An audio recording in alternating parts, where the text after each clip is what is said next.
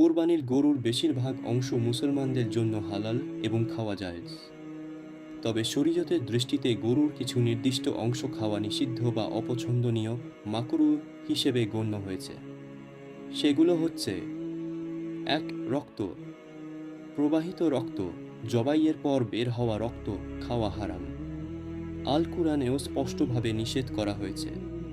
আয়াত: তোমাদের জন্য হারাম করা হয়েছে রক্ত, সূরা আল বাকারা আয়াত ১৭৩। ২. গোবর ও মূত্র, স্পষ্টভাবে নাপাক ও হারাম। পশুর বিষ্ঠা, মূত্র, বীর্য ইত্যাদি কোনোটিই খাওয়া জায়েজ নয়।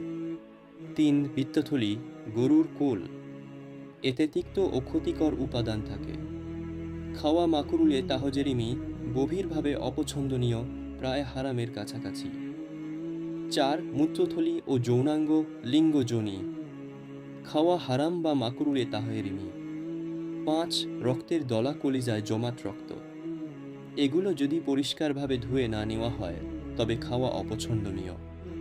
৬. গরুর নখ, শিং ও চামড়া কাঁচা অবস্থায়, এগুলো খাবার উপযোগী নয়। চামড়া যদি প্রক্রিয়াজাত না হয়, যেমন জুতা বা বস্তু তৈরিতে ব্যবহৃত, তবে তা খাওয়া নিষিদ্ধ।